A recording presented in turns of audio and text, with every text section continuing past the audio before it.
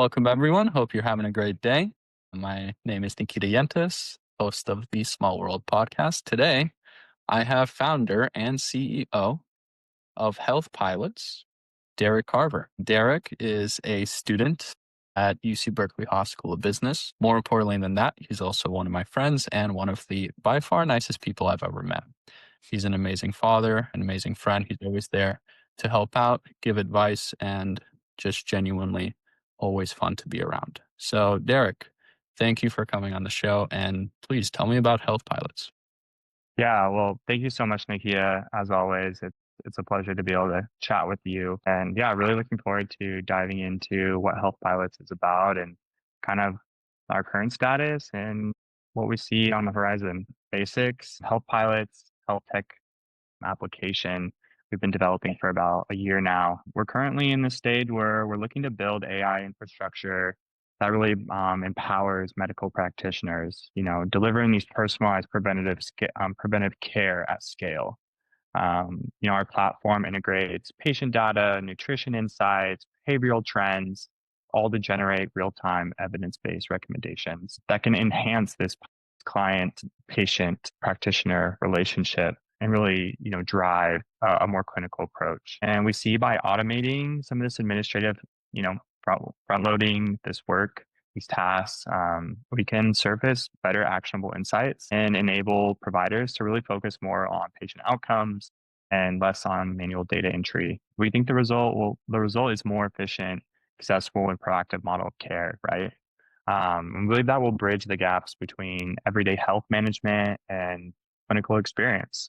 So, Awesome, Derek. And to get the VCs a little horny, we were talking off air about how big the nutritionist market is going to grow in the next couple of years. Could you just give me some insights on that? yeah, definitely. So, if we just rewind a few years ago, right, we're all sitting in COVID. It's 2020. We come out of COVID, and all of a sudden, everyone realizes that daily nutritional care is a the biggest priority, right? This went from there's information from Forbes, from the Wall Street Journal, from the National Health organizations, all talking about how through various surveys, et cetera, that daily health care, daily preventative care, nutritional care went from being at the bottom of most people's priorities to actually being rated like one of the top priorities for most US consumers. More recently, there was an article by the Miami Herald talking about the demand for nutritionists will actually outpace every other industry and function and role in the US by 2030. If you take into account the actual nutritional practice, vitamins, all that stuff, daily health tracking, this is a $100 billion market that digital health is kind of addressing right now. And we've seen some big players start to really understand and start to break in. You have Noom and a few other these Flourish and these digital health apps that are starting to actually get some real traction. And you see Hims and Hers coming through in the nutritional space now, offering GLP-1s, offering telehealth. Um, so this is a big play market, and so we think that we have a different spin on what we think that looks like from both the practitioner side and also from the consumer side. And we're hoping to really like land a huge punch in this growing market. Fuck yeah. How'd you guys come up with this idea? So I know you've been working on it for a little over a year now. Who came up with it? Was it you? Was it your co-founder? And then how did that evolve? Yeah. So I'm sure as many know, like, this journey of entrepreneurship, one second you have a problem in your mind, the next second you're developing a solution, then the next moment you're talking to everybody you can about it. Um, but our origin story really starts from a personal space. I have a family member who suffers from a chronic illness, lupus, which is an extreme autoimmune disease that has like depleted years off of her life, makes her ability to earn income and provide for her children almost impossible. And so I started thinking about this space about a year ago as I was watching her kind of deteriorate. And at first I thought, okay, like how can she have a better daily quality of life? Her primary physician was not really interested. It's more of a reactive care system that we live in, not a proactive one. But by the time she's in the emergency room or she's missing work and then she's going to this doctor or whoever her primary care physician or the ER, they're trying to treat the symptoms rather than actually treat the underlying condition. And so I thought this was okay, how can we provide better nutrition on a daily basis, whether that was like more highly effective nutrients and vitamins.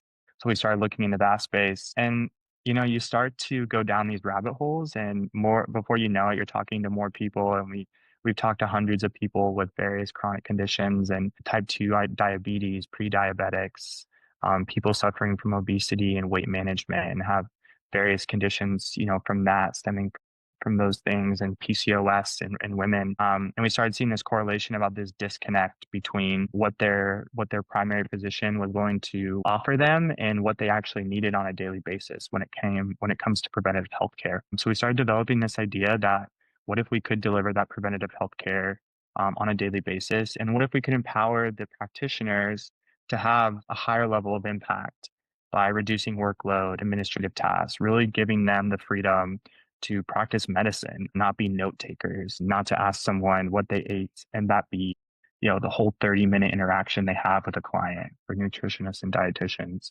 Um, so that's what we're trying to solve. We're trying to bring like a higher quality of life on a daily basis to honestly about 250 million people in the US. There's roughly 78 to 80% of US adults suffer from a chronic illness, some more than two. A lot of them have to do with just daily healthcare, daily nutritional care. So, So one of my mentors likes to talk about like bug bite versus shark bite problems, right? A bug bite problem might be annoying, but are you willing to do anything you possibly can to solve this problem? Probably not. Shark bites, on the other hand, yeah, they're pretty fucking bad. So obviously, what you're talking about seems to be very much a shark bite problem. Like people's health and daily lives are very much struggling. That being said, you went towards the approach of kind of helping the physicians become more efficient and essentially serve more people. So, where is the shark bite for these physicians who are providing care to these customers? yeah, definitely. So right now, like our segment of physicians are probably not your primary care physician, right? They operate under a model that's, essentially powered by insurance, a funnel that's preset. So we're more or less targeting small to medium-sized practitioners with private practices who not only have to worry about patient care, but they have to worry about their business growth, the health of their business, on the longevity of their business, the funnel their business is creating. And we know with the current changes in administration and policy and insurance, that's only going to become more difficult for larger sums of their patients. And more people are going to avoid or be without insurance possibilities, protection care, which then in turn hurts their supply or, who they can serve. If we can make them more efficient and we can make it cheaper for them to provide care, and we can make that care better, right? We add value at every level, to not only the practitioner, but also inherently the consumer as well. And we think that can all be done through the model we're building, the partnerships we're creating, and the data we're collecting. So let's talk a little bit more about the model you're building right now. So if I were a customer of Health Pilots and I was a physician, I would come to you right now and I would say, okay, I need to be more efficient. Help me, give me something. What are you giving me today? Yeah, so today we're building one-to-one like CRM solutions. Um, what we're doing differently than what you might be able to go out and buy as a cookie cutter brand CRM is because we're small and we're agile, we can build these one to one. We build them in a modular way, which makes them customizable from each individual consumer or practitioner. So, whatever metrics are most important to your customer base, whether flows that you're most used to using, those can all be adapted in real time. And at the center of that is a foundational model we're building that will help to sort of enable you to move away from that administrative work, whether that is, automized note taking, email responses, scheduling, some of the things that already exist that can be done quite easily. But what's more important is the actual information that these practitioners are logging when they're meeting with their patients. In addition, the kind of protocols they're developing. During our interview set, we talked to two different people from across the country. We talked to one woman here in the Bay Area, and we talked to another woman who was from Florida. Both women were suffering from PCOS, which is polycystic ovarian syndrome, which plagues millions of women every year and manifests itself in many different ways. Both of their primary care physicians had let them down dramatically, failing to recognize this, failing to do anything or to provide any solutions. Both of them were going to Western medicine doctors, nutritionists, dietitians. The difference is one of them was having success with a GLP-1 in PCOS, and the other one had no idea that that was even an option, right? And so if these two users and their practitioners are using our model will be able to make that connection based on the certain demographic, the background, the medical history, be able to recommend that in real time to this other medical practitioner or even to the patient themselves. Obviously, with the verification of a medical professional, that's something that could be built into the protocol or their health, their standard of care in real time. Um, Otherwise, you can't just do that in Chat GPT, right? And that's a big question we get. It's like, what if I just upload all this information in chat? Well, there's large swaths of this patient data that's not available to chat, but we have the ability to unidentify it, leverage it, and use it for the better standard of health and care for everyone who enters our platform.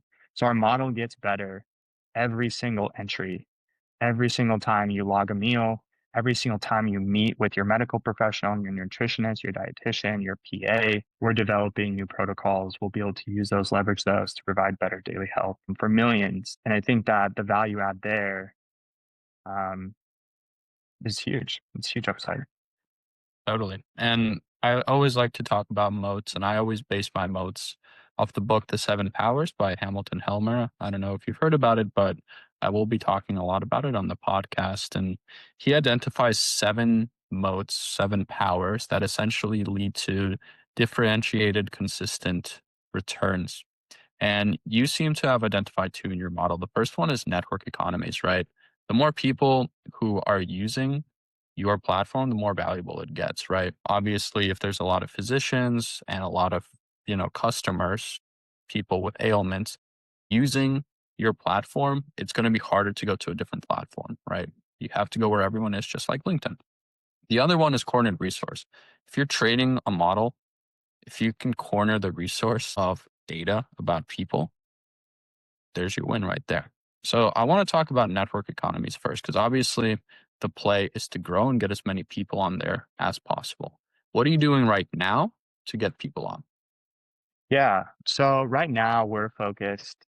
We I should let me back up really quick. We came to this dilemma of the idea of the chicken and the egg, right? Often a very like well-known dilemma within marketplaces. Airbnb faced it, Uber faces it, many telehealth face it. It's the idea of like in order to have, let's say, the supply, you already need like the demand. So in this instance, like we need consumers in order to entice practitioners, but then we need practitioners in order to meet the needs of the consumers.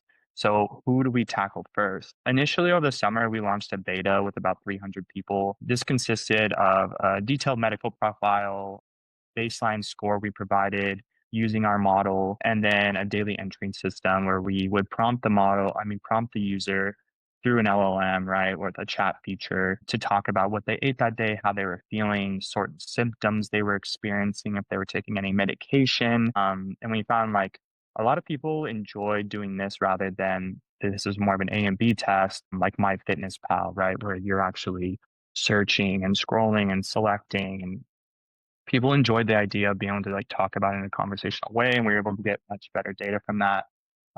So we took that and then we kind of wrapped that into the CRM opportunity, and we started thinking, okay, it was kind of difficult to go out and get those 300 people, right? But what if we go and we get it from the source, right? So we already go to these practitioners who are already built into our model, and we kind of work from the top down, and take on the practitioner, offer it to their practice, onboard their practice, and then they have 50 or 60 uh, patients already. And we front up costs. We make it very integratable, easy plug and switch, open APIs, etc.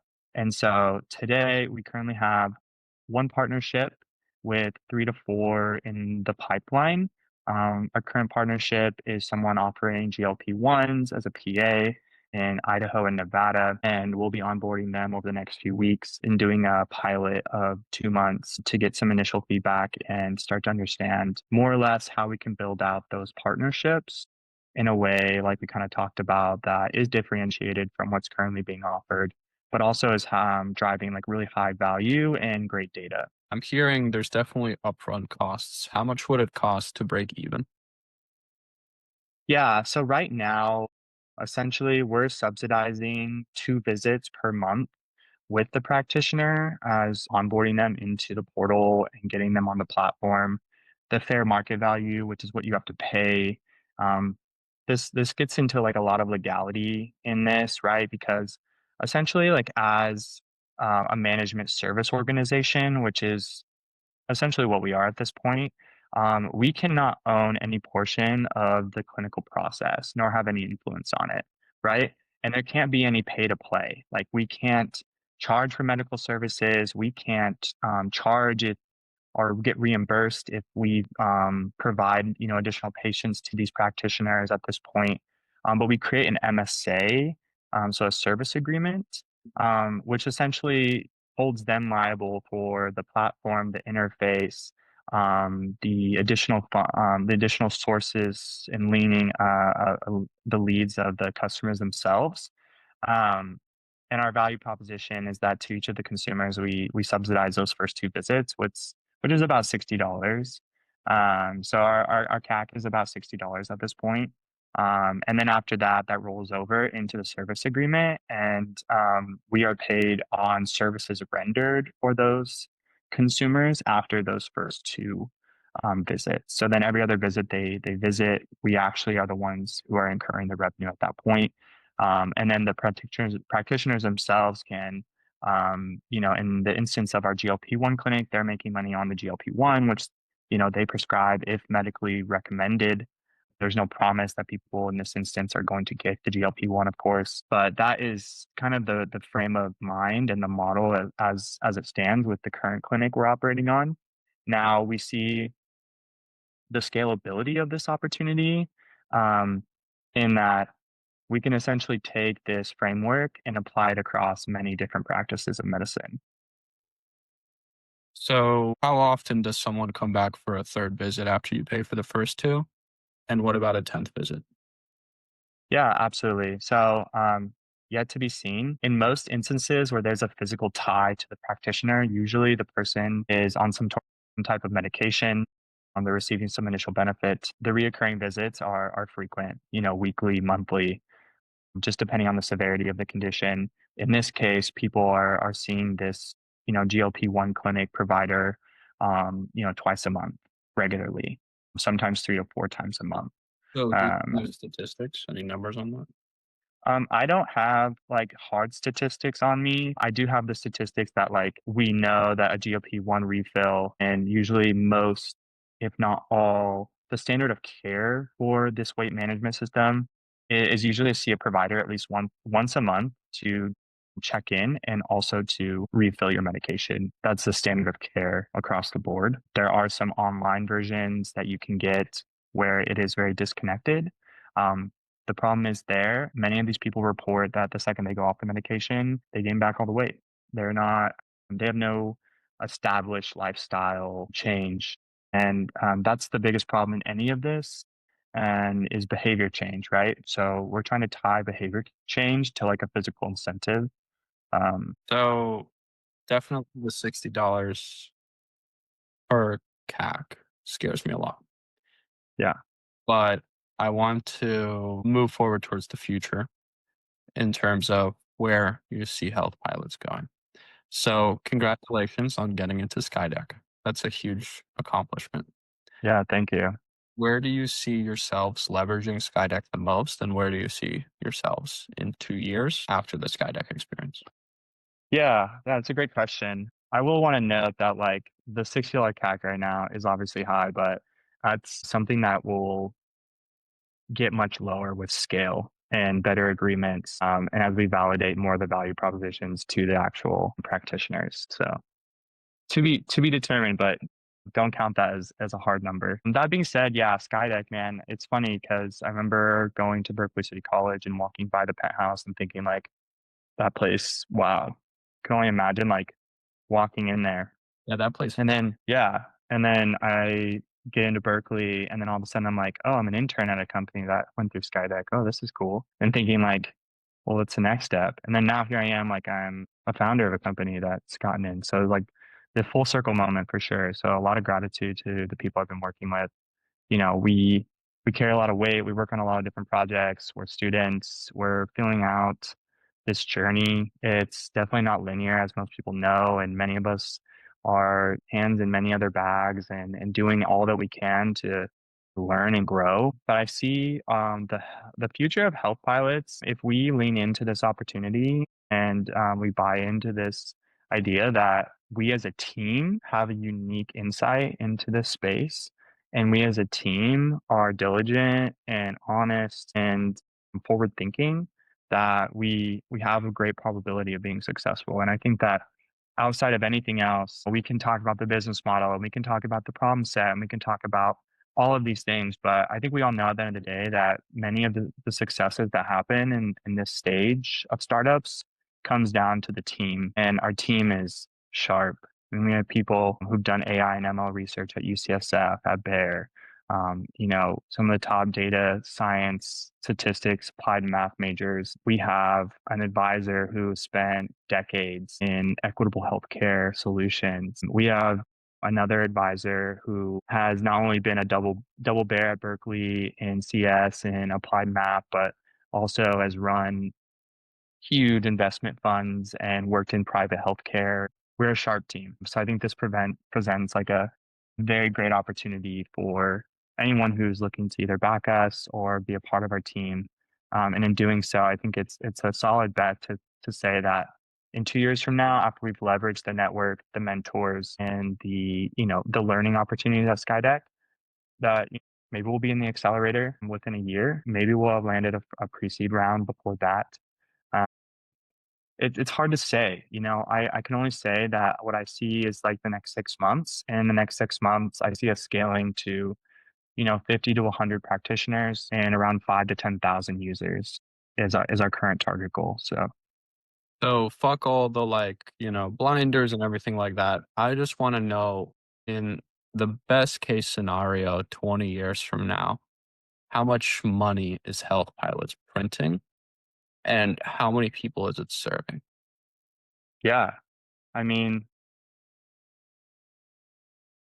Best case scenario. Hmm. without knowing anything more about what the future might hold and only based on what I can assume right now, I would say that we could be the backbone to every medical office in the world. We would be that line that sits between every single interaction and every single protocol, every single standard of care developed. Millions of users and transactions, insights generated every day. I think on that scale, I mean, shoot for the moon, right? A moonshot. So I think we're printing hundreds of millions of dollars annually, if not more. And I think that we're serving, hundreds of millions of people, whether that's directly or indirectly. And I think that there are network effects that come from our vision and I talked about this idea of the disconnection between, standards of care and protocol development. And we can bridge that gap. We could be that model, we could be that insight, we could make those connections based on every additional user that comes in contact with us. So that's that's the goal is to provide people like my sister and those who come after her for generations. Chronic illness is not going away, it's only getting worse. And we need a better standard of care. We need daily care. And if it's not me or you, it's someone who we know who will be debilitated, whose life will be ruined by a chronic illness. And wouldn't you want them to have this? Because I would. So, Awesome. I would put it a lot less beautifully than you, but I would say, like online doctor visits on steroids and MyFitnessPal on steroids. You're not only logging food, but now MyFitnessPal is doing everything and a lot more. And it's a lot harder to get rid of it because it's connected to your dietitian and nutritionist. So yeah. cool. That's kind of my excitement there. I do think you guys definitely struck a huge, huge potential market. But we're going to end it there. Thank you, Mr. Derek, for joining me today. I had a lot of fun talking to you, learning about health pilots. I look forward to seeing what you're going to build. And once again, I want to wish you the best of luck in SkyDeck and beyond. Thanks so much, Nikita, as always. Appreciate you. You're a real advocate for people like myself. So thank you.